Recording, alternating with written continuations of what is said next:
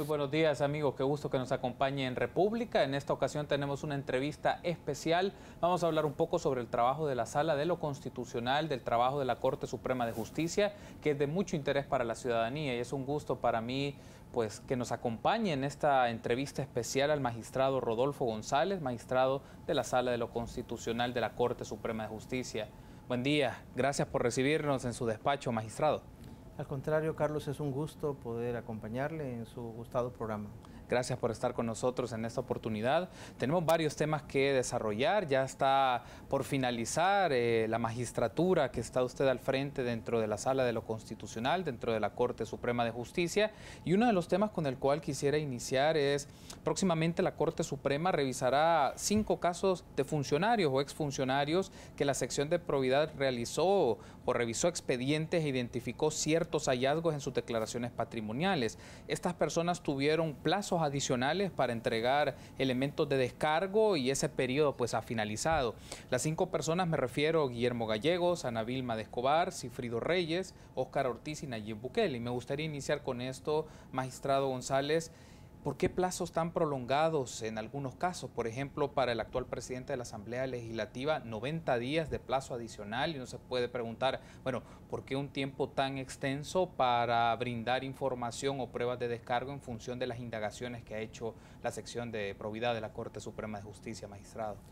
Efectivamente, Carlos, durante todo el año 2016, en que se conocieron y se resolvió enviar a juicio de enriquecimiento ilícito los casos de los expresidentes Saca, Funes, el exfiscal Luis Martínez, por mencionar algunos ejemplos, el tiempo que se les daba para ejercer su derecho de defensa, que no es toda la defensa, porque luego tienen la posibilidad ante la Cámara, donde se hace el verdadero juicio de enriquecimiento ilícito, venía siendo 10 días. Ese es el plazo que definimos en mayo del año 2016 para todos esos casos que se conocieron en 2016.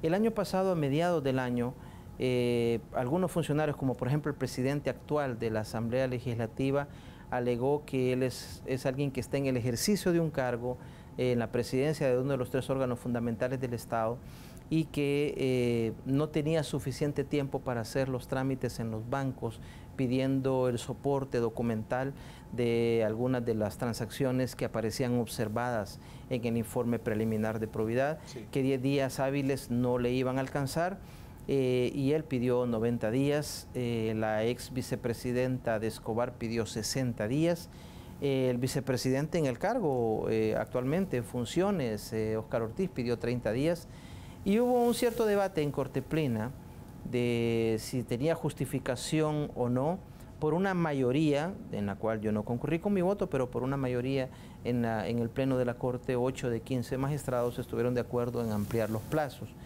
En todo caso, respecto de los 5 funcionarios que han mencionado, ya se han vencido los plazos y para ejercer su derecho de defensa han dicho lo que a juicio de ellos permitiría desvanecer las observaciones del informe preliminar del jefe de probidad y estaríamos ya en situación de emitir la resolución de fondo. Así es que las razones que dieron los funcionarios, algunos de ellos en el cargo, es que no pueden distraerse de sus ocupaciones ordinarias inherentes al cargo que ocupan para dedicarse totalmente a recopilar la información justificativa y que por eso necesitaban más tiempo. La Corte, como digo, por mayoría les concedió esos plazos. Entiendo que llega entonces la etapa, como usted nos ha mencionado, magistrado, de discusión de la Corte Plena del fondo de todos estos procesos, y una de las preguntas que seguro la audiencia se puede hacer o las personas que van seguimiento a estos casos es, al llegar al Pleno, ¿qué criterios o elementos van a tener en consideración los magistrados para tomar decisiones? Específicamente, ¿se aplica o no un juicio y se lleva a la instancia pues, de la Cámara, como ha mencionado?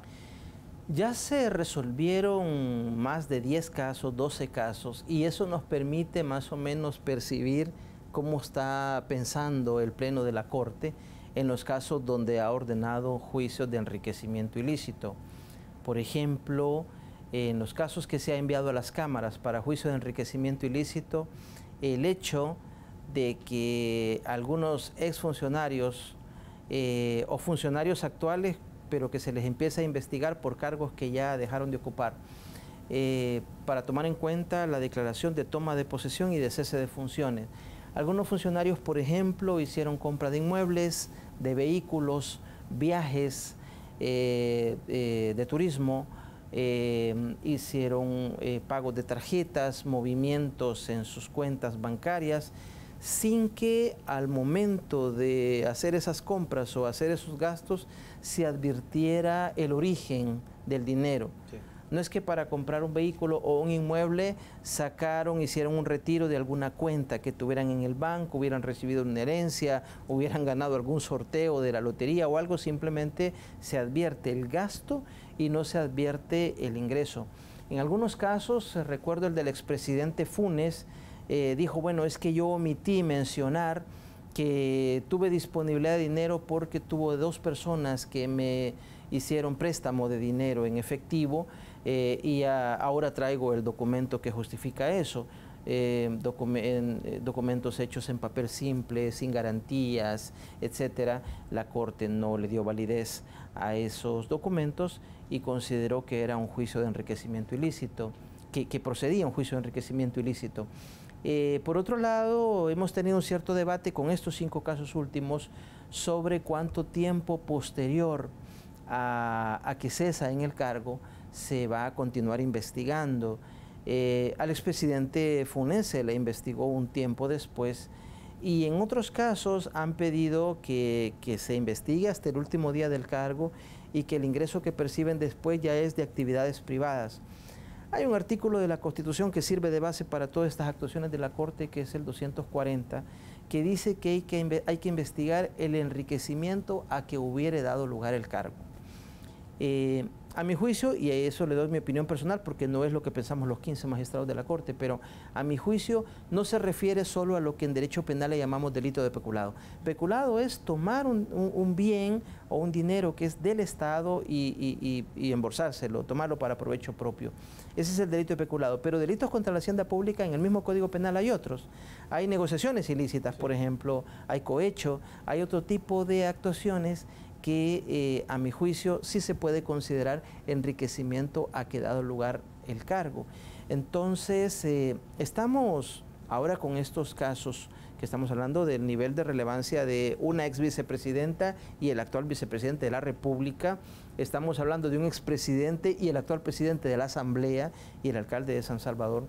En estos casos está un cierto debate, que lo hemos visto un par de veces en Corte Plena, de cuánto tiempo después de que cesó en el cargo se va a investigar. Pero ya le digo, básicamente el criterio medular que se tiene para determinar que hay enriquecimiento ilícito es erogaciones, gastos, compra de vehículos, de inmuebles, gastos en viajes, en pago de tarjetas, etcétera, sin que en ese mismo periodo en que se hacen los gastos se advierta una fuente lícita para que el funcionario haya obtenido estas cantidades de dinero. Por la observación de estos casos, estos 5 y sus particularidades y la envergadura de los cargos que tienen estas personas o han ejercido, magistrado, aparece el punto, el origen de los fondos. Me he insistido, y para revisar esto, el origen de los fondos, asumo que hay una serie de elementos de insumo, de evidencia que les permita a ustedes tomar una decisión como Corte Plena.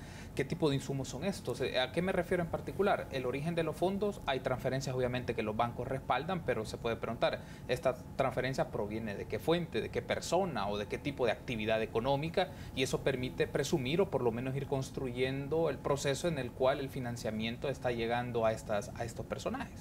Eso es lo que se indaga, Carlos. Si en la investigación a posteriori, que hace 3, 4, 5 años después, Providad advierte una disponibilidad de dinero por parte del funcionario que, por ejemplo, no la reportó en su declaración de renta, ahí hay un indicio. La Constitución establece que la Corte, en su función que le encomienda a la Corte Plena, está para determinar indicios. No es la Corte la que determina culpabilidades, ni condena, ni absuelve. Eso usted ha visto que son las cámaras. El diputado y directivo de la Asamblea, López Cardosa, que ha sido absuelto, ninguno de los casos ha llegado hasta su final porque han interpuesto recursos de apelación ante la Sala de lo Civil Suplente, y en un caso que ya hubo sentencia de Cámara, incluso ha interpuesto un último recurso de casación ante el Pleno de la Corte Suprema de Justicia, que obviamente no lo va a conocer la Sala Propietaria, sino la Corte Propietaria, sino magistrados suplentes de la Corte. cosas como esas, como disponibilidad de efectivo, de dinero, como para incrementar compra de bienes, hacer gastos de viajes, etcétera, sin que se advierta el ingreso, la fuente del ingreso, sí, o que lo viene a decir después, que tuvo disponibilidad en ese tiempo, pero por ejemplo no se incluyó en la declaración de renta. Ahora, en uno de estos casos, estamos discutiendo el punto de que el funcionario dice, recibí donaciones por más de $1 millón, pero de esas donaciones con las que se compraron inmuebles, con las que se hicieron transacciones que obviamente acrecentaron su patrimonio, no hubo, por ejemplo, pago de impuestos sobre la renta, no se incluyó esa cantidad dentro del impuesto sobre la renta de los años en análisis. Ese es un tema que hasta ahora es inédito. En los 12 casos que hemos mandado a las cámaras, ninguno de los casos se ha conocido ese punto específico. Algunos pensamos que sí, que es enriquecimiento a que ha dado lugar el cargo el haber recibido donaciones sin haberlo pagado el impuesto sobre la renta, pero es un tema que está pendiente de que se discuta en Corte Plena. Eso es muy interesante, magistrado, es decir, que de estos 5 perfiles, estas 5 personas que hablamos, podemos decir, afirmar, usted me dirá si no es así, estas 5 personas recibieron donaciones y al recibir estas donaciones no declararon el impuesto sobre la renta, es decir, evadieron el pago de impuestos, podríamos decirlo de esa manera. Por lo menos en uno de los casos es lo que arroja el informe y tenemos que determinar si ese es un tema de la Corte, porque hay quienes están diciendo eso es un tema de Hacienda, del Ministerio de Hacienda, de la Fiscalía, si hay un delito de evasión fiscal, no de la Corte. O es un tema que la Corte va a considerar para los efectos de determinar enriquecimiento ilícito. Es decir, independientemente, Carlos, de una cierta sobrecarga que hubo el año pasado de peticiones de acceso a la información, que no voy a decir que con la intención de sobrecargar a Providad, pero sí el efecto, si venía con esa intención, no lo sé, pero el efecto objetivo sí fue que le hizo más complicado el trabajo de Providad por estar contestando peticiones de acceso. El factor este de ampliaciones de plazo que pidieron algunos, no todos, de los funcionarios investigados. Sí. Y además, la determinación de cosas como esta, cuánto tiempo después se va a investigar, se considerará el posible no pago de impuestos dentro de del enriquecimiento ilícito. Son algunas cosas que han generado un cierto debate y estamos como estamos, que no se han emitido las resoluciones de fondo sobre estos casos. Antes de hacer la pausa, magistrado, quiero preguntarle, me mencionó que hay un caso en particular. ¿Cuál es ese caso? ¿A quién se están refiriendo? No puedo decirle quién de estos 5 funcionarios, pero le mencionaba como ejemplo de un tema que es inédito, que hasta ahora, en los casos que vimos, finales del 15, todo el 16 y un par de casos del 17, no se había visto todavía. Digamos que el funcionario justifica el origen. Sí, la sociedad tal me hizo las donaciones, pero cuando se ve al detalle las declaraciones de renta de esos años, no se pagó impuesto y eso es un tema inédito. Entonces tenemos que determinarlo. Perfecto, tenemos que hacer la primera pausa, pero vamos a seguir hablando de este tema de la probidad en las instituciones públicas. Regresamos en instantes.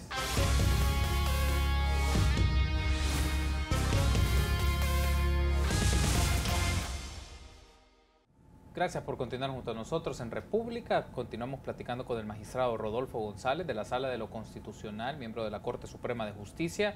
Retomando el bloque anterior, magistrado, el tema de la probidad es algo clave para la institucionalidad del país y específicamente también ante una reciente sentencia de la Sala de lo Constitucional en la cual declaran inaplicable la ley de probidad, inconstitucional la ley de probidad. Creo que es importante para nuestra audiencia que conozca un poco, magistrado, hay mecanismos o la sentencia va en función de aspectos de forma, de procedimiento, entiendo, pero también hay un aspecto más de fondo que tiene que ver la atribución o competencia que tiene la Corte Suprema de Justicia para ver los casos de investigación a través de la sección de probidad de enriquecimiento ilícito de los funcionarios públicos. Pero me quedo primero en este aspecto inicial, magistrado, el aspecto de forma. ¿Cuál fue el sustento, el argumento principal para decir que no aplicaba en este caso la aprobación de ley de probidad que hicieron los diputados de la Asamblea Legislativa?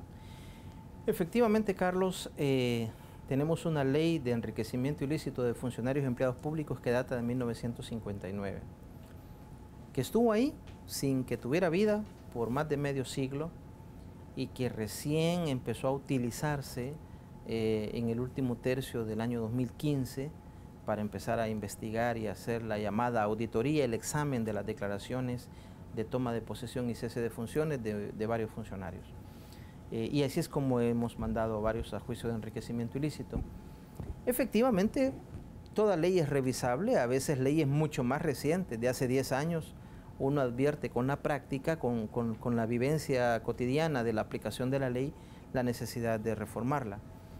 Pero por supuesto, al reformarla tienen que tomarse en cuenta dos cosas.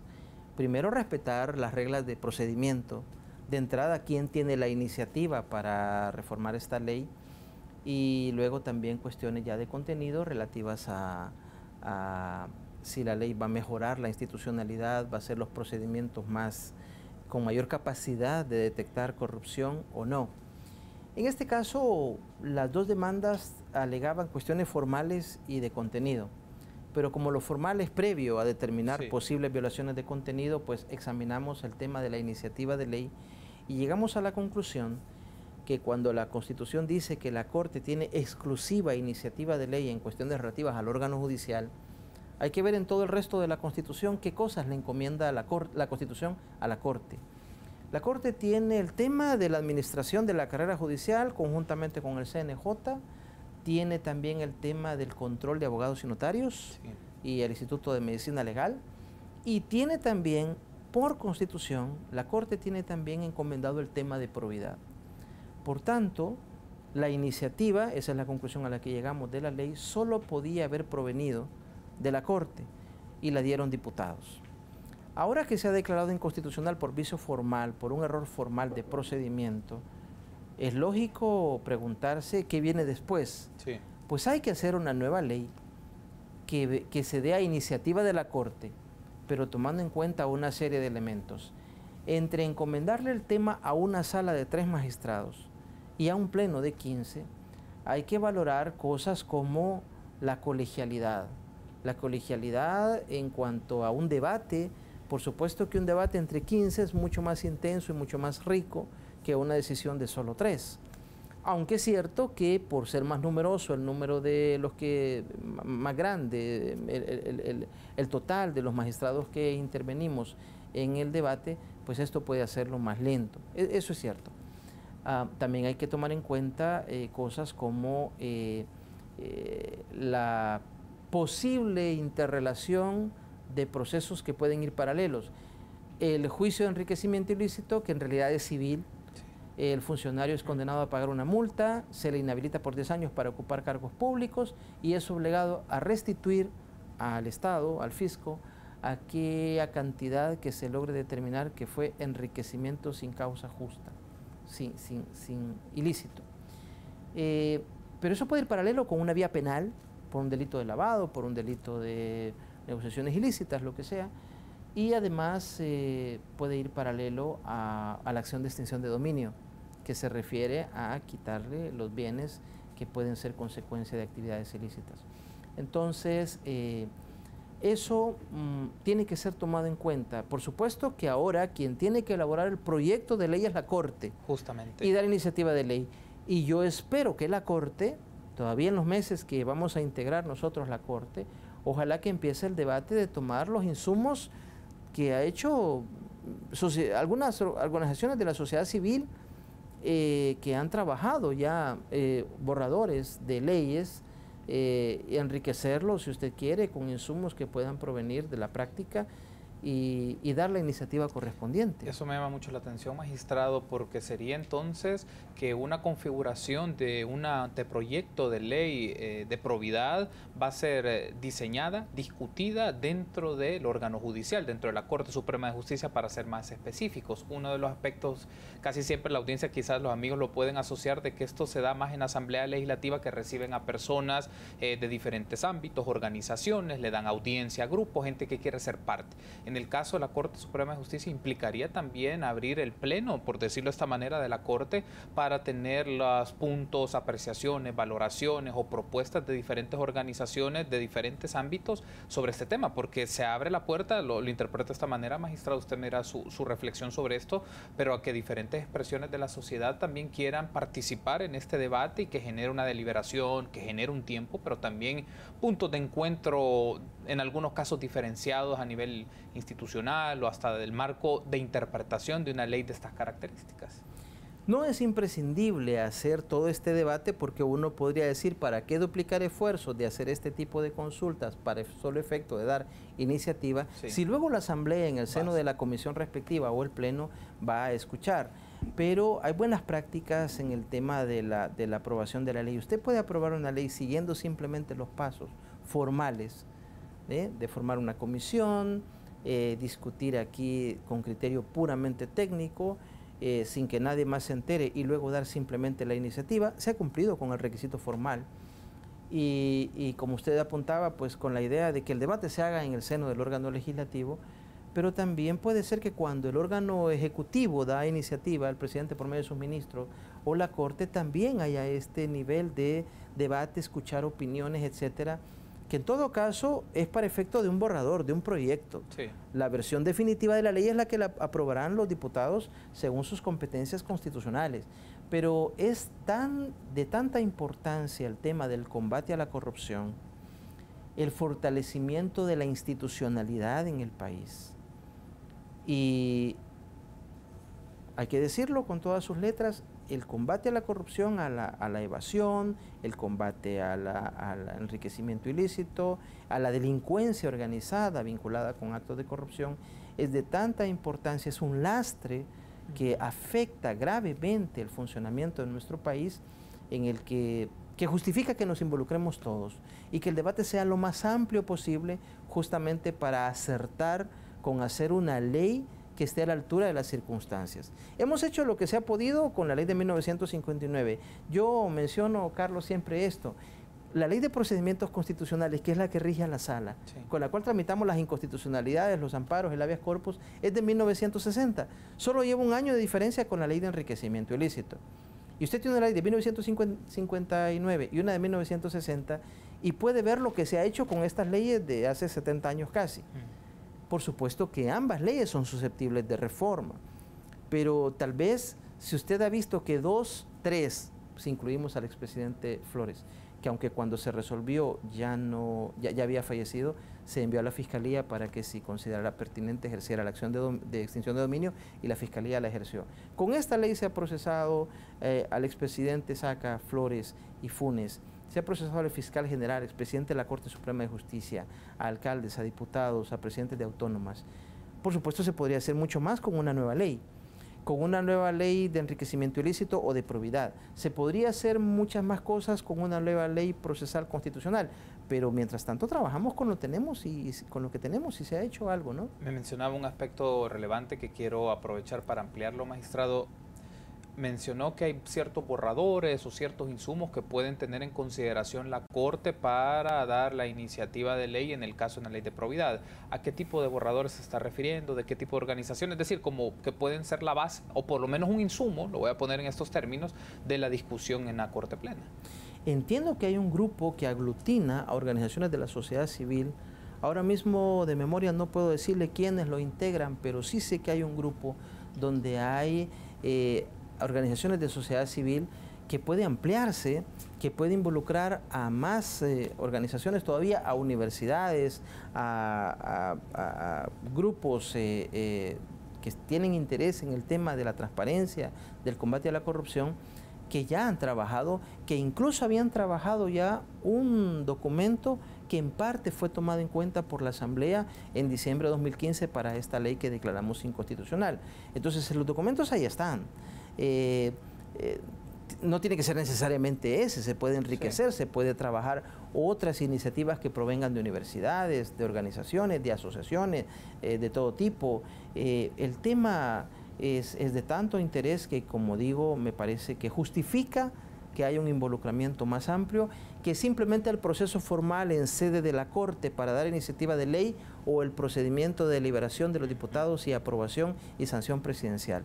Una ley de este tipo justifica que el proceso se abra, como usted lo mencionaba, a intervenciones, a que sean escuchadas muchas más voces que simplemente los órganos formales del Estado. También una de las preocupaciones que surge en la discusión de la opinión pública, magistrado, cuando se ve el tema de corrupción es que, y obviamente es claro que la investigación se va a hacer en esa línea, es a nivel institucional, me refiero a exfuncionarios, personas que son parte del Estado, pero también cuando se indaga la corrupción se ve que se involucran actores privados, estamos hablando personas vinculadas al crimen organizado, empresas también, que pueden aprovecharse de algún tipo de vacío legal o que pueden aprovecharse de prácticas corruptas para tratar de favorecer o dar ciertas venias a, en este caso, tomadores de decisión o personas con elección de cargos populares. También cómo se puede fortalecer un marco legal, pero que también se puede investigar actos de corrupción.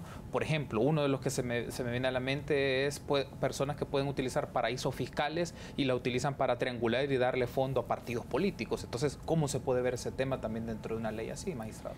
Carlos, cuando nosotros pronunciamos la sentencia de julio de 2014 en relación con la ley de partidos políticos, diciendo que por transparencia era obligación dar a conocer no solo los montos, sino los nombres de los donantes, sabíamos que entre esos donantes hay personas naturales y jurídicas privadas que han financiado a los partidos, ahora que hay voto por rostro, que están financiando candidaturas individuales.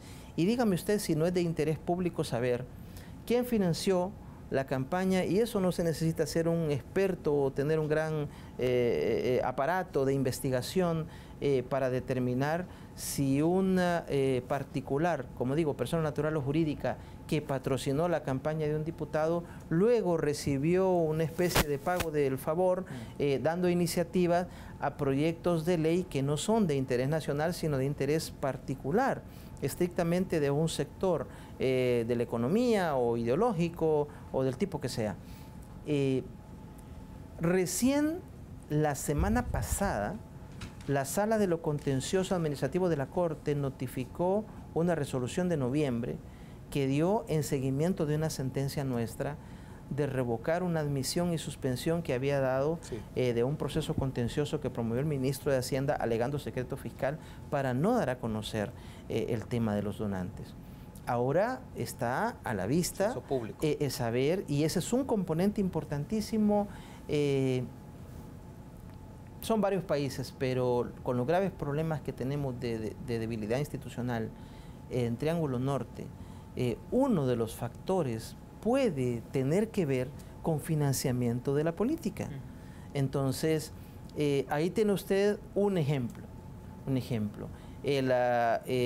Forzar a los partidos que han guardado con mucho celo el secreto de los donantes, ahí puede, cuando usted cruza información y hace su propia investigación como universidad, como medio de comunicación, no digamos instituciones públicas como el Tribunal de Ética, Corte de Cuentas, Corte Suprema con Probidad o la Fiscalía General de la República, pueden irse determinando prácticas que dan indicios de corrupción y que pueden explicarnos buena parte de algunas cosas irregulares que hemos visto en nuestra política de los últimos años.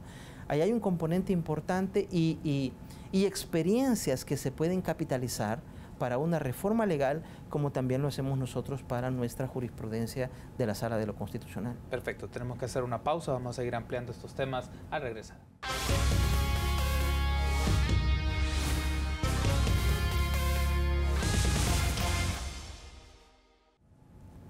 Gracias por continuar junto a nosotros en República. Seguimos discutiendo con el magistrado Rodolfo González de la Sala de lo Constitucional de la Corte Suprema de Justicia. Magistrado, otro de los temas que ha generado reacciones a nivel político gubernamental se refiere a la medida cautelar sobre el CITRAMS. Quiero preguntarle sobre esto. Un aspecto clave es su duración. Algunos podrán consultarse. Se espera que la nueva configuración de la Sala de lo Constitucional resuelva en una sentencia definitiva, o esta composición actual que va a salir de la Sala de lo Constitucional va a emitir una sentencia definitiva en el caso CITRAMS. Que lo sentenciemos nosotros depende de que el tema se desentrampe en la sala suplente. El presidente de la República nos recusó. Y no quiero pensar si con intención o sin intención de que el tema se entrampara en la sala suplente, pero en todo caso nosotros adoptamos la medida cautelar, lo mandamos a la sala suplente, la ley lo permite, el Código de Procesal Civil y Mercantil, Y ahora es cuestión de que la sala suplente diga cualquiera de dos cosas. O acepta la recusación y ellos dictan la sentencia porque ya está concluido el trámite, o rechazan la recusación y nos lo mandan para que nosotros emitamos la sentencia. Ahí, Carlos, nosotros hemos pasado diciendo los 3 años que ha durado ese juicio, que no estamos determinando las bondades o no, que yo creo que hay bondades, del sistema de transporte respecto de la situación anterior. Es un tema de competencia. Y no es el único caso que hemos conocido de competencia. Hay un artículo de la Constitución que ordena que para el otorgamiento de concesiones que tengan que ver con la explotación de bienes de infraestructura que se le da a un particular, no es la autoridad administrativa, sino la Asamblea Legislativa quien debe otorgar el permiso. Emitimos una sentencia en 2012 en relación con una concesión que había dado para explotación de la energía geotérmica a una empresa. Se la había dado por un acuerdo de un solo funcionario, el superintendente de Electricidad y Telecomunicaciones. Dijimos que no es él el competente, sino la Asamblea. Y luego emitimos otra sentencia en relación con las concesiones para explotación de puertos. Y esta semana, habrá sido ayer o la semana pasada, que la Asamblea ha cumplido esa sentencia, la acató y emitió una ley reguladora de las concesiones ya en detalle para la explotación de puertos privados. Entonces, en la misma lógica, así vino la demanda, así lo admitimos y así está planteado el caso. No es un tema de las bondades o no, o de si reduce tiempo o no el sistema, sino quién es la autoridad competente. Eso es como que dijéramos, mire, a alguien a quien se le ha comprobado su culpabilidad fue condenado, pero no por el juez, sino por el secretario del juzgado. Esa sentencia no vale. Y puede tener usted todas las pruebas, pero tiene que emitir la sentencia el juez competente, la autoridad competente, no quien no tiene competencia. Si en este caso la sala llegara a determinar, y más o menos eso apunta a todos los argumentos presentados hasta ahora, que es un problema de competencia, y la sala llegara a determinar si hubo una irregularidad en el otorgamiento de la concesión, es sobre ese punto que la sala tendría que pronunciarse, porque así ha sido planteada la demanda. Como digo, de que nosotros emitamos la sentencia en los meses que nos faltan, o que sea la siguiente sala, o que sea la sala suplente, depende de que la propia sala suplente acepte o no la recusación que nos han hecho a los propietarios de la sala. Porque aparecen unos aspectos en esta medida cautelar sobre el caso Citrams.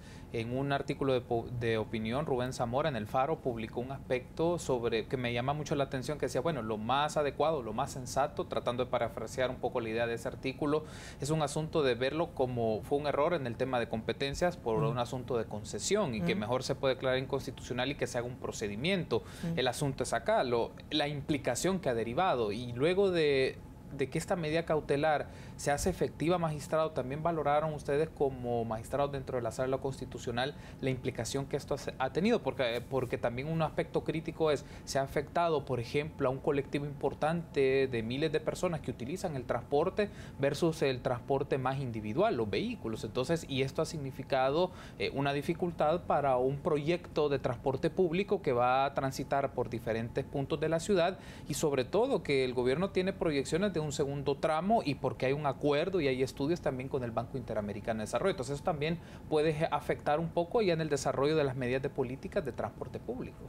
Fíjese, Carlos, que a veces más que la decisión jurídica, más que la solución jurídica al caso que estamos conociendo, lo que nos consume más tiempo es medir el impacto, las implicaciones económicas, políticas y de otro tipo que puede tener una sentencia. Por supuesto que en este caso hicimos un análisis de las implicaciones.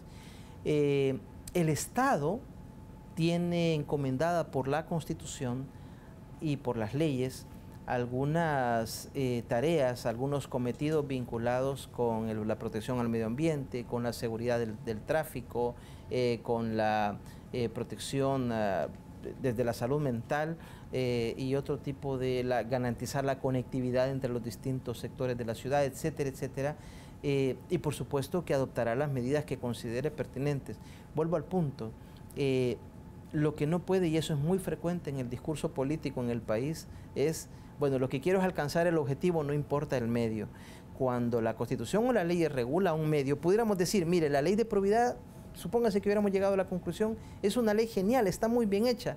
Entonces, ignoremos un poco el error, el vicio de procedimiento que la iniciativa provino de un ente no competente y dejemos la ley tal cual, ignoremos el problema porque la ley es muy buena. Igual en este caso, si el procedimiento lo obviamos, estamos afectando de alguna manera la seguridad jurídica porque por algo la Constitución, entre una decisión de un solo funcionario, en este caso el viceministro de Transporte, en el otro caso que le mencionaba, el superintendente de Electricidad y Telecomunicaciones, por alguna razón la Constitución no quiere que sea un solo funcionario con su equipo de asesores el que toma la decisión, sino que sea un ente colegiado de 84 diputados que deliberan, escuchan, valoran una serie de cosas. Entonces, la sala no tiene más alternativa que resolver sobre el tema de competencia, aunque sí le digo que se valoró las implicaciones que esto puede tener. Ya quizá me permito tal vez mostrar mis reservas hacia el tema de si el Estado me va a decir qué medio de transporte voy a utilizar, si colectivo o particular. El Estado puede hacer cosas como esta. En este circuito de calles, ¿usted quiere entrar? Perfecto, si usted tiene su vehículo y hace con su vehículo de su propiedad lo que quiere. Solo que por la contaminación, por el exceso de tráfico que hay aquí, por la afectación, qué sé yo, a otros bienes, voy a cobrar una tarifa extra, por ejemplo. Hay tributos que tienen no solo efectos de recaudación de dinero, sino también de desincentivo de ciertas conductas. Eso puede hacer el Estado. Pero cuando yo he escuchado en el discurso de que el Estado nos tiene que llevar a todos a que utilicemos transporte colectivo y no transporte individual, el Estado tampoco puede llegar a ese punto de anular nuestra libertad. Ahora, cada quien ejerce su libertad como quiere y si genera unas afectaciones a bienes colectivos, el Estado toma otro tipo de medidas. Entonces, hasta ahora yo escuché un análisis que, por supuesto, los que vienen en transporte individual redujeron su tiempo de llegar a la ciudad. Y los que han venido usando el transporte colectivo se extendió un poco más. No conozco el dato definitivo de cuánto implicó de extensión de tiempo a los que usan el transporte colectivo y cuánto implicó de desmejora y el impacto económico beneficioso o perjudicial que eso puede tener. La impresión que yo tengo es que justamente para valorar esas implicaciones se le da la competencia a un ente colegiado de 84 diputados para que con 43 de 84 votos tomen la decisión y no un solo funcionario como puede ser un viceministro. Me mencionó, magistrado, que ustedes consideraron o tuvieron acceso a estudios para valorar el impacto de una decisión como el caso de la medida cautelar sobre el tema del CITRAMS. ¿Me podría citar cuáles fueron esos estudios, esas investigaciones que a ustedes les sirvieron como elementos de juicio para tomar una decisión de esta medida? No dije yo que tuvimos estudios y que tomamos estudios hechos, sino que valoramos el impacto. Al final somos ciudadanos y también analizamos otra serie de implicaciones, como lo que le decía, por ejemplo, claro que cuanto más vehículos hay más contaminación al medio ambiente, eso sin ninguna duda. Sí. El retraso o la disminución del tiempo que alguien ocupa en llegar a su trabajo, al final el agregado de todos genera un impacto beneficioso o perjudicial en la economía. No siempre, en este caso concreto no siempre hacemos análisis de estudios de universidades o de tanques de pensamiento, pero sí hacemos un tipo de análisis, por ejemplo, valorar en el conjunto constitucional la coexistencia, por ejemplo, del derecho al libre tránsito con el derecho al medio ambiente, por decir algo. Temas competenciales como el que le decía, analizar la situación de la jurisprudencia comparada, cómo estos temas están siendo resueltos por los tribunales constitucionales de otros países. Vuelvo al punto, seguramente los análisis técnicos sobre la viabilidad y las bondades que tiene CITRAM respecto de otros sistemas de transporte, estoy seguro en que concluyen en que es mucho más beneficioso que lo que se tenía antes.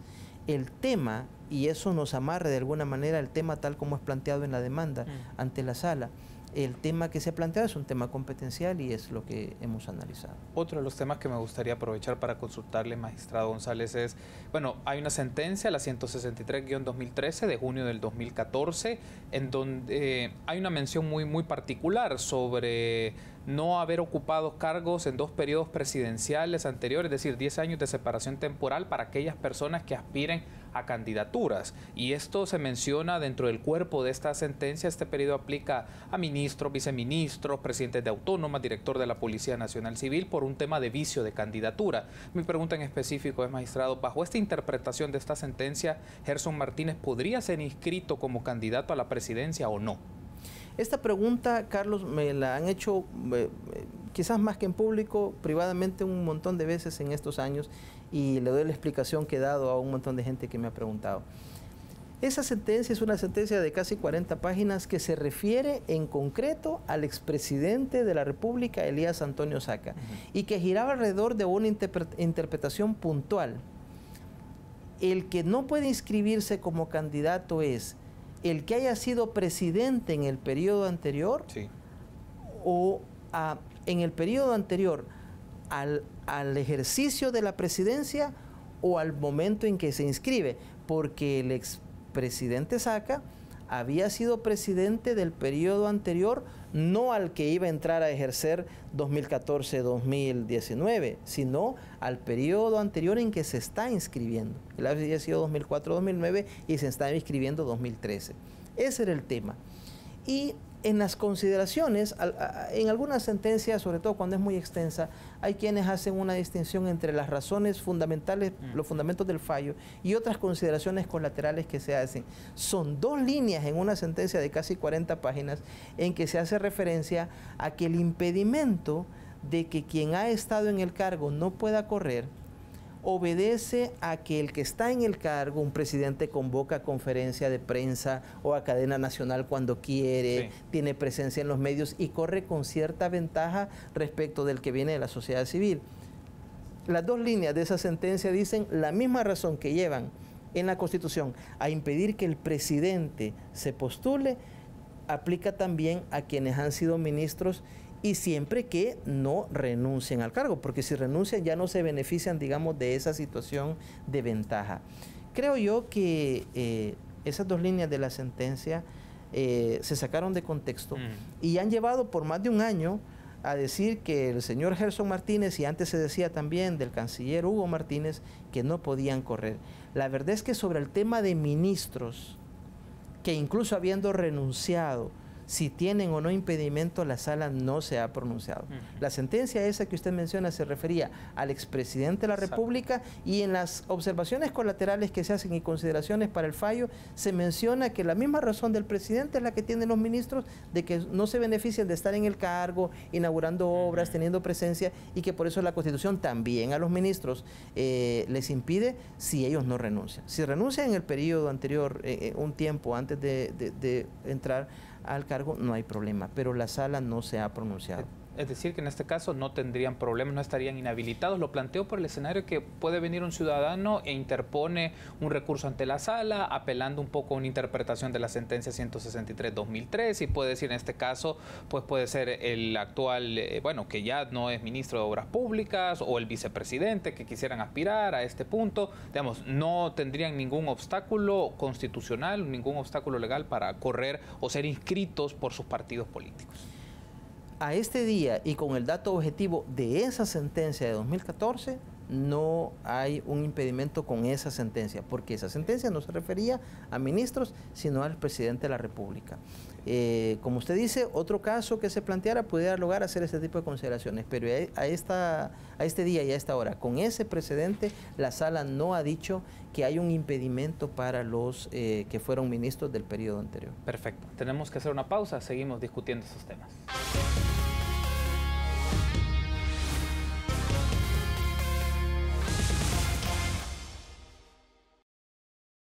Gracias por seguir junto a nosotros en República. Seguimos analizando temas de carácter constitucional y el análisis jurídico con el magistrado Rodolfo González de la Sala de lo Constitucional. Magistrado, otro de los temas que está en discusión y que es parte relevante en función de una reciente sentencia de la Sala de lo Constitucional, me refiero a la 56-2015. Creo que hay un aspecto relevante sobre esto porque es en función de un acuerdo legislativo, el acuerdo legislativo número 2 del 16 de marzo del 2015, de abril, perdón, del 2015, y quiero hacer una pregunta muy puntual, porque en la sentencia como tal se habla que hay aspectos tanto de forma como de fondo, en este caso para ser desestimados. Me gustaría, para efectos que lo conozcan nuestros amigos y amigas de la audiencia, cuáles fueron el sustento por el cual mencionaron los magistrados en esta sentencia de inconstitucionalidad que no aplicaba, en asuntos de fondo me refiero. Recuérdeme el caso. El caso 56-2015 es el acuerdo legislativo número 2 que se está refiriendo a reforma constitucional sobre el tema del matrimonio. Bueno, en este caso,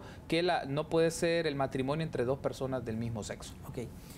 Hay una sentencia de diciembre de 2012, hace ya más de 5 años, en que la Sala por primera vez aceptó controlar un acuerdo de reforma constitucional. Hasta hace 5 años ese tema era inédito en nuestro país y sigue siendo inédito en otros países. ¿Por qué la Sala entró a conocer ese caso en diciembre de 2012? Porque la Asamblea había aprobado un acuerdo de reforma que volvía a la Constitución para volver al voto por bandera y a la prelación de ganar los escaños cada partido según el orden en que nos inscribió, contraviniendo la manera en que la Sala venía entendiendo desde 2010 el carácter libre del voto. En el carácter libre del voto usted puede votar por bandera, por voto preferente dentro de una misma lista, cruzar el voto entre candidatos partidarios o entre partidarios y no partidarios. Fue la primera ocasión. Luego ya el año pasado, en esa misma sentencia de 2012 se había adelantado algo, y es que el momento idóneo para aprobar el acuerdo de reforma es antes de las elecciones que configuran la segunda legislatura, que es la que va a ratificar el acuerdo de reforma con 56 votos. Sí. ¿Por qué? Una legislatura dura 36 meses. Si los diputados han tenido 34 meses para aprobar un acuerdo de reforma y que el pueblo soberano, así lo califica la Constitución, el pueblo soberano, conozca el acuerdo ya aprobado, pregunte a los candidatos individuales, a los dirigentes de los partidos, indague quiénes están por ratificar la reforma o por no ratificarlo. ¿Por qué si tienen 36 meses no lo hacen en los primeros 34, sino en los últimos 2 meses, a veces las últimas semanas, los últimos días? Entonces, la sentencia del año pasado, de octubre del año pasado, fue un segundo precedente que se refería, usted recordará, Carlos, a la ampliación del plazo para alcaldes y diputados de 3 a 5 años. Sí, igual, sí. Había sido aprobado, no recuerdo en qué fecha, de abril de 2015, cuando ya habían pasado las elecciones que configuran la segunda legislatura, 2015 a 2018, que es la que tendría que ratificarlo.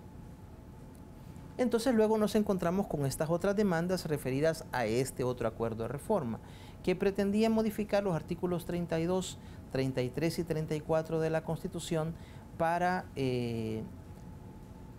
reservar el matrimonio a hombre y mujer así nacidos para contraer matrimonio entre ellos.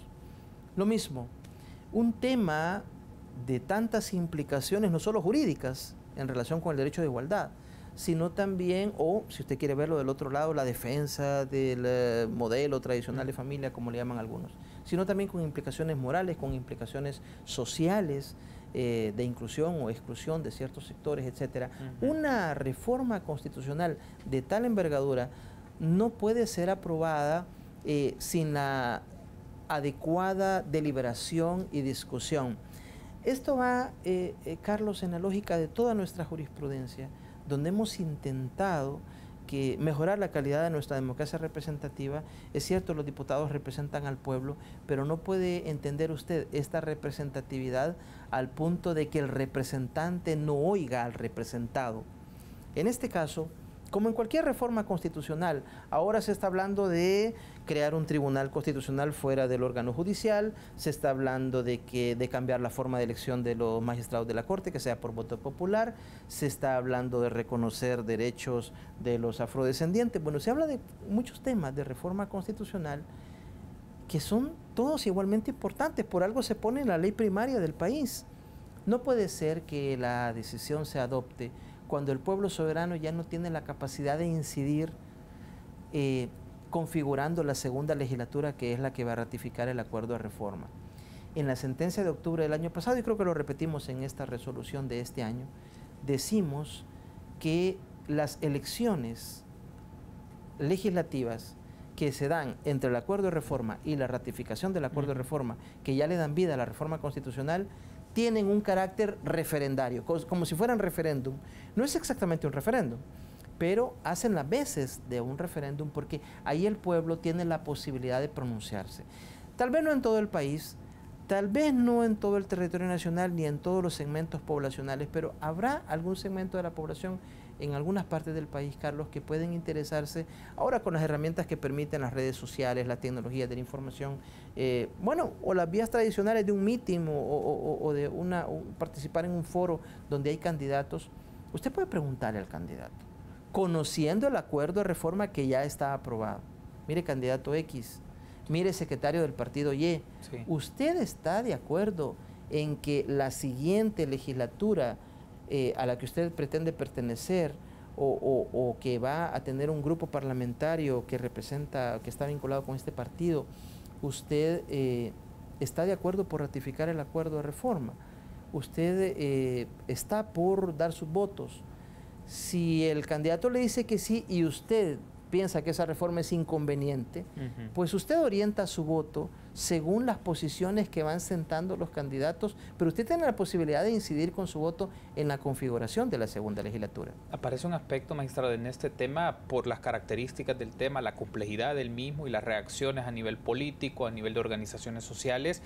Ante el caso del recurso interpuesto por estas personas, hay un aspecto de forma, que es el tema de reforma constitucional y el acuerdo de reforma constitucional, y entiendo, y por lo que me he explicado, me queda muy claro que hay un tema de procedimiento y aspecto informativo, que también la Asamblea Legislativa pues debe de exponerlo, porque es el espacio, el pleno para esto. Pero también, por otro lado, un asunto que me genera a mí una inquietud, magistrado, es en el fondo de esta solicitud o de esta petición de estas personas, apelan al tema del derecho de igualdad y de libertad que, como todos, debemos tener en una república. En este sentido, también, ¿cómo queda este derecho de estas personas en apelar a la igualdad, apelar a la libertad, para que puedan configurarse, por ejemplo, tener una disposición de un matrimonio de carácter igualitario, así como lo pueden tener un hombre y una mujer así nacidos, como se puede configurar legalmente?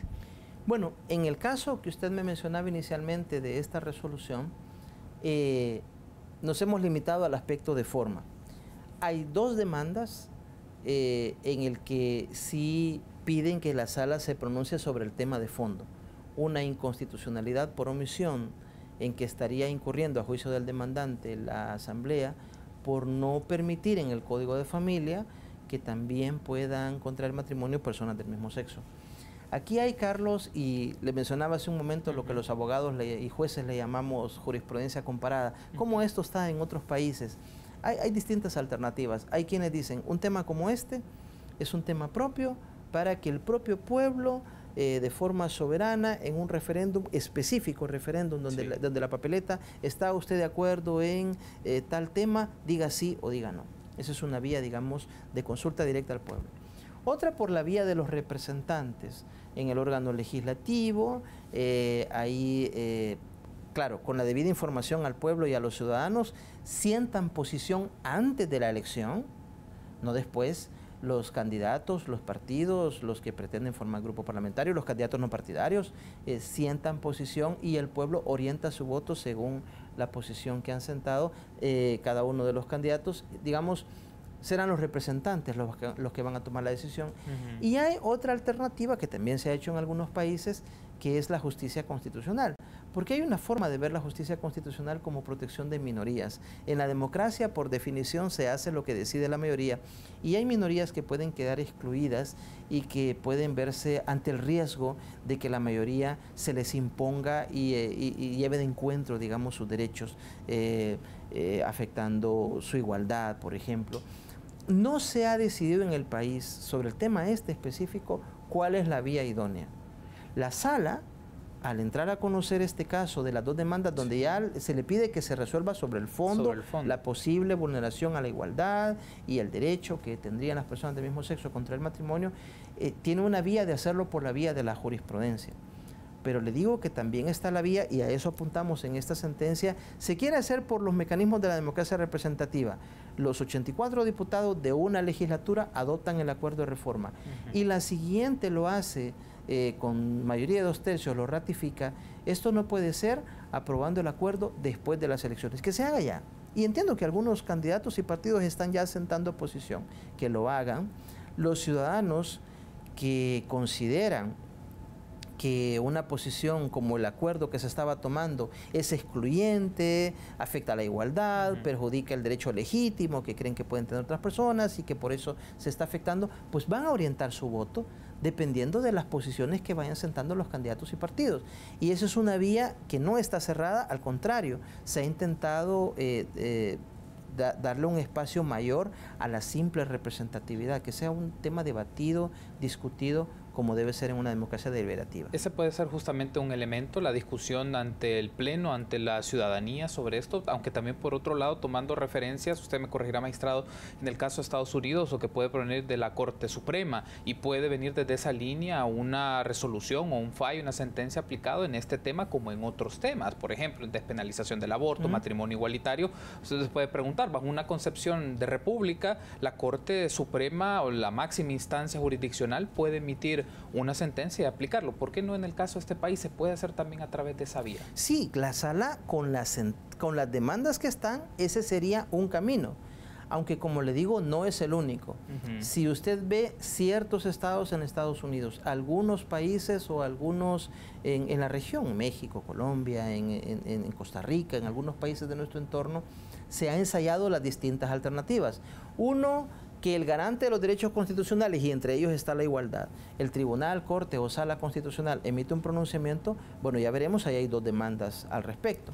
Otra, que con los mecanismos de la democracia representativa sean los representantes del pueblo con los procedimientos parlamentarios, incluso de reforma constitucional, las que lo solucionen, y otro que es consultar directamente al pueblo en un referéndum con los mecanismos de consulta popular que también son parte. ¿Y sí consideraría que este mecanismo de consulta directa puede ser? Es decir, porque en el caso del país entiendo que a nivel constitucional, como este y otros temas, no se ha desarrollado una consulta directa, un mecanismo de referéndum para que las personas emitan postura. ¿Cómo se puede desarrollar estos procedimientos? Sé que esto compete más al ámbito de la Asamblea Legislativa y su discusión, pero creo que nos ha llevado la conversación a un punto muy interesante, magistrados, que los ciudadanos pueden tener un posicionamiento y poner a un proceso de elección. Probablemente los grupos y las organizaciones que están en favor del matrimonio igualitario no es un tema de derechos, es un tema de reconocimiento, es un tema de igualdad, debe de provenir de una instancia máxima judicial que lo emita, pero en otros temas puede ponerse a discusión de carácter colectivo.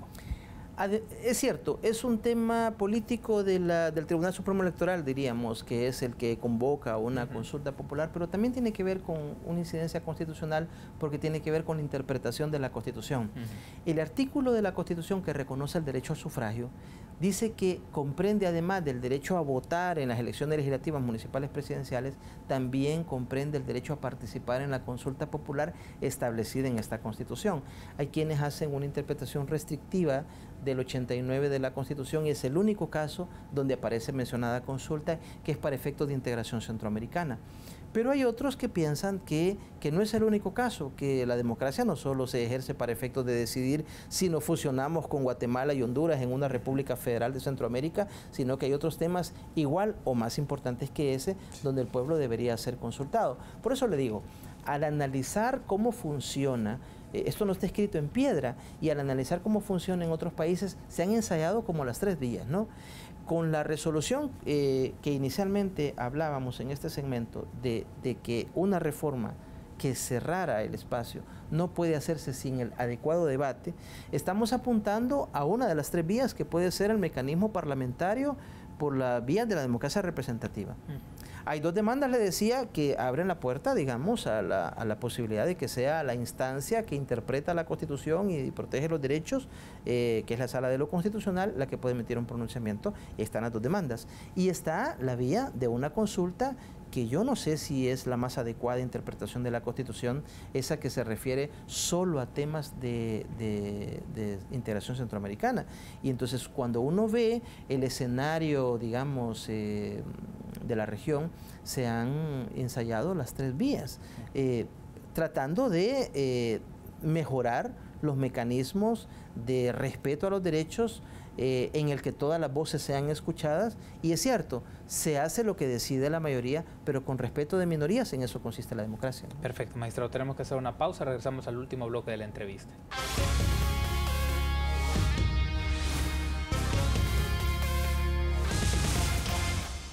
Gracias por continuar junto a nosotros en República. Entramos al último bloque de la entrevista que tenemos con el magistrado Rodolfo González de la Sala de lo Constitucional de la Corte Suprema de Justicia. Habíamos quedado pendiente un aspecto del bloque anterior ante el tema que estábamos desarrollando sobre uno de los puntos que son de mucha controversia y de discusión a nivel institucional, legal, político, de derechos humanos, matrimonio igualitario. Y un aspecto es, me mencioné en el bloque anterior que hay 2 demandas ante la Sala de lo Constitucional. ¿Cuál es una expectativa? Es que la configuración de la sala actual puede emitir una resolución. ¿Es posible tener una resolución antes de la salida de los magistrados, de 4 magistrados de la Corte Suprema de Justicia a mediados de julio de este año? Yo espero que sí, que sea esta integración, es lo que yo deseo, que sea esta integración de la sala la que resuelva esas demandas. Y siempre, Carlos, invitamos a todos los que comentan nuestra sentencia o una sentencia en particular que vayan a ver toda nuestra jurisprudencia, porque así se entienden mejor las posiciones que se dan por la sala en un caso concreto. La sala ha resuelto cuestiones procedimentales como esta que mencionábamos, una reforma constitucional del tema que sea, de matrimonio entre personas del mismo sexo, o puede ser de otros temas con implicaciones morales, políticas, económicas. No puede adoptarse el acuerdo de reforma pasada a las elecciones, sino antes, para que los ciudadanos tengan la posibilidad de tomar posición, los candidatos y los votantes. Ahí hemos hecho referencia a una de las tareas que tiene la justicia constitucional, que es la protección de la pureza de los procedimientos democráticos para la toma de decisiones, donde se escuchen todas las voces que tienen que ser escuchadas y al final el resultado sea producto de una deliberación lo más intensa y profunda que sea posible.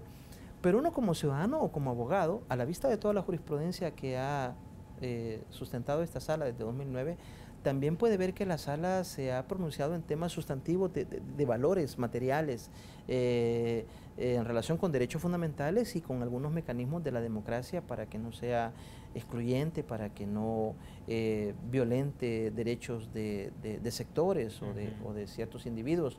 Y así, por ejemplo, en el tema concreto de discriminación, la sala ha emitido pronunciamientos en el ámbito de discriminación laboral, de discriminación en el ámbito educativo y también de discriminación por orientación sexual. Es decir, esta integración firmó una sentencia en 2010 en que amparamos a una asociación que quería constituirse ante el Ministerio de Gobernación y se le había rechazado diciendo que sus conductas eran contrarias al derecho natural y a las buenas costumbres. También emitimos un pronunciamiento en el que el artículo 3 de la Constitución, que se refiere al principio de igualdad, pues lo analizamos desde la perspectiva de las conductas que pueden llegar a considerarse discriminación, contraria por tanto al derecho de igualdad. Así es que si uno ve el panorama, la sala en estos años, si hablamos solo de esta integración, porque si nos vamos a 1984, también encontraremos ejemplos de casos en que la sala tutela, vamos a decir así, la pureza de los procedimientos para que sean inclusivos, democráticos, deliberativos, para la toma de decisiones en el ámbito legislativo, pero también nos encontramos ejemplos en que la sala ha tutelado valores materiales, entre ellos la igualdad, entre ellos el derecho a la intimidad o el derecho al honor, etcétera. Es decir, hay pronunciamientos de los dos tipos porque yo creo que ambos son parte de la tarea de la Sala de lo Constitucional. Quiero aprovechar, magistrado, para este último tramo de la entrevista, uno de los temas que está en discusión coyuntural, porque eventualmente se va a tomar decisiones en el seno del Consejo Nacional de la Judicatura, pero también se va a hacer en la Asamblea Legislativa el proceso de elección de candidatos a magistrados de la Corte Suprema de Justicia, que ya se ha mencionado, el 16 de julio es la fecha última en donde tiene que hacerse una modificación o un cambio de nuevas personas que suplirán la Corte Suprema de Justicia como magistrados. Y uno de los aspectos que da acá es el proceso de elección, es el debate. Unos mencionan el tema de que los filtros, de que ya están las disposiciones en la ley del CNJ, en la misma Constitución de la República, pero un aspecto aquí es, y me gustaría tener su apreciación, es no solo es un asunto procedimental, también es un tema de que puede existir igualdad de condiciones para participar los abogados y abogadas que aspiran y cumplen los criterios para ser parte de, en este caso, de las altas cortes, como se suele mencionar. Yo creo que el cambio de titulares siempre es un momento en que se ponen a prueba las instituciones. Y sobre todo en este caso, que es casi toda la sala la que es renovada.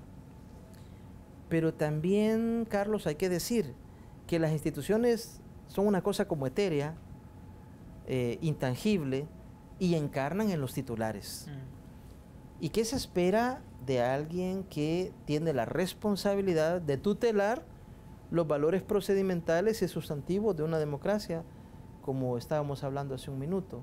Se espera independencia, se espera desvinculación. Es cierto, tienen toda la razón quienes están diciendo, no solo de sectores formales de partidos, sino también de sectores ideológicos, de sectores económicos, del tipo que sea, y que se resuelva conforme a derecho.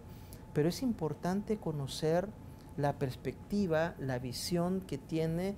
En otros países se indaga la llamada filosofía judicial, que pretende durante el periodo muy largo, un periodo de 9 años, equivale a 3 legislaturas y casi a 2 administraciones del Ejecutivo.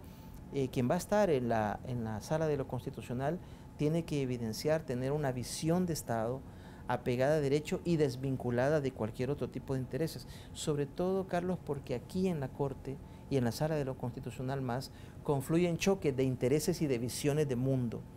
Entonces, uno tiene su particular visión, porque al final el ciudadano es consumidor de noticieros, lector de periódicos, y tiene una lectura de cómo va la economía, de cómo va la política, y la política educativa o la política exterior. Uno se forma una opinión, pero no puede ser las instrucciones o los lineamientos que se reciben de afuera los que van a ser determinantes al momento de resolver un caso.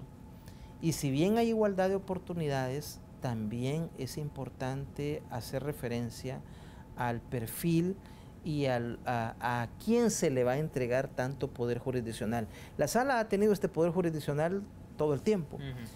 Aunque es cierto, y voy a reconocerle, que esta integración de la sala desde 2009 ha ejercido un control mucho más intenso, sobre todo sobre el órgano legislativo, que el que se venía ejerciendo desde antes. ¿Qué va a ser lo determinante para este control? ¿El hecho de que simplemente no me gusta una decisión que toma la Asamblea o el Ejecutivo? ¿O es lo que una honesta interpretación de la Constitución me va a llevar al fallo?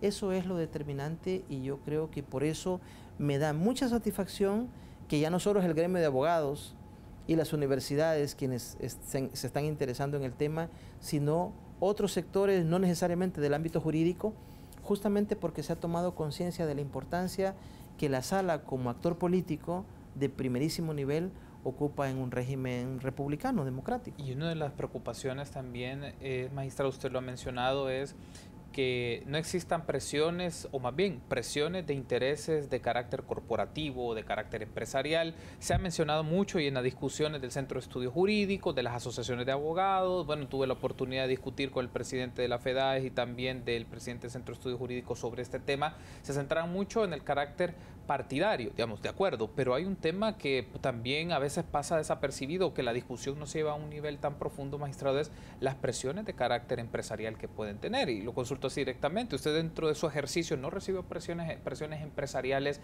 en algunos temas o en algunos aspectos? Porque uno de los asuntos a tener en cuenta es que este nivel de magistratura está sujeto a presiones también de carácter corporativo y empresarial ante temas que pueden generar este choque de intereses que usted recién me mencionaba.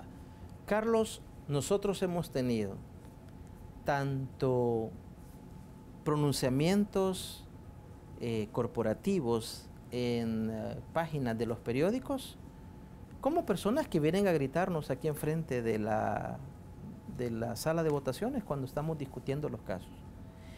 Y los casos que hemos resuelto, otra vez invito a ver toda nuestra jurisprudencia, no ha estado determinado ni porque nos vengan a gritar aquí enfrente con banderas y colores de un partido, ni porque nos dediquen páginas en los periódicos diciendo que ponemos en riesgo tal cosa o que cuidemos bien lo que vamos a resolver en tal o cual sentido. Hay que ver toda nuestra jurisprudencia. Yo lamento mucho, pero ¿qué se va a hacer? Con la posición de personeros del gobierno que toman una posición simplemente: el que no está conmigo está contra mí. Claro que el presidente de la República sabe a ciencia cierta que él no hace llamadas aquí para dar instrucciones. Entonces, en su visión maniquea propia de la guerra, hay que decirlo.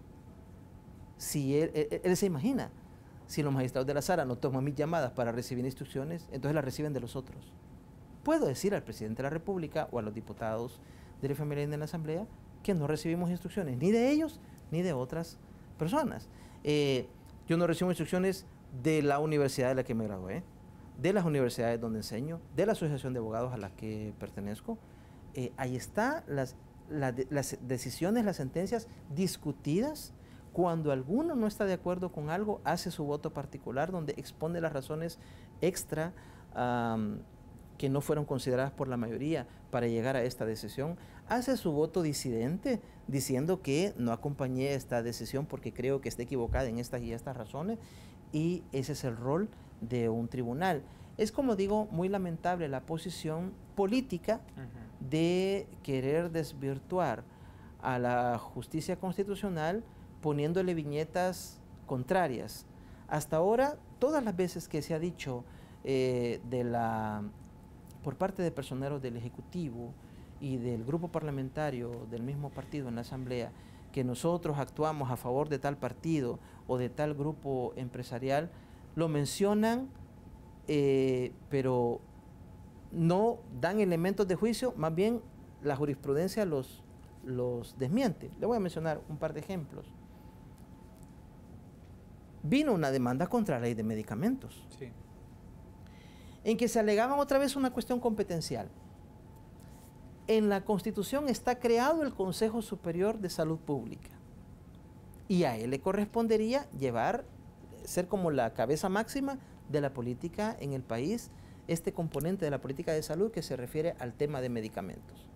Y por ley, decían los demandantes, se está creando un ente inferior, que es la Dirección Nacional de Medicamentos, que se convierte como el ente rector, haciendo a un lado al Consejo Superior de Salud Pública. Se analizó objetivamente y se llegó a la conclusión que no había violación a la Constitución. No es que la sala avala la ley, porque nosotros no avalamos la ley, simplemente rechazamos la demanda y decimos esta ley no es inconstitucional. Pero el efecto objetivo fue que la sentencia mantuvo la ley de medicamentos. Ahí no dijo nada el Ejecutivo. Y uno pudiera decir quiénes pueden estar detrás de la industria farmacéutica, de los laboratorios, etcétera, y la sala emitió la sentencia objetivamente. ¿Por qué? Porque el caso venía por un tema competencial.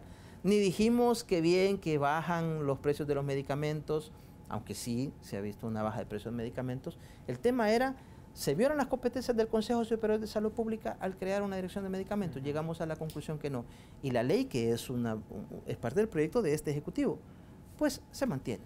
Uno de los temas que también, y pongo un ejemplo, usted me reaccionará, magistrado, es una de las recientes resoluciones sobre el nombramiento de los representantes del sector privado que venían vía Ministerio de Economía a la CIGET, y salió el señor Sánchez Trejo, que era el titular, y aparece el tema. No hubo presión, no hubo un tema de persuasión de la ANEP, porque también cuando se ve el documento, es uno de los alegatos que tenía el representante jurídico de ANEP, es que esto podía afectar intereses también de carácter económico, porque los miembros de la Junta Directiva y la CIGET pueden ver el tema de tarifas. Entonces ahí uno puede pensar, también puede existir presión, o no sé si hubo presión directa a los magistrados de la Sala de lo Constitucional por parte de la ANEP para el tema de la CIGET. Tenemos un modelo, Carlos, que viene desde 1950, en que hay entes descentralizados de la estructura del Ejecutivo, separados en patrimonio y con su propia personalidad jurídica y con sus propios órganos de dirección, que no son ministerios propiamente, todas las autónomas. En las autónomas, hay que decirlo, el titular de una autónoma, le estoy hablando del director del Seguro Social, del presidente de ANDA, del presidente de Fonavipo, de cualquiera de las autónomas de la CEL, el titular es alguien de confianza del presidente de la República. La ley, no sé si es el mejor modelo, pero es el que tenemos desde 1950.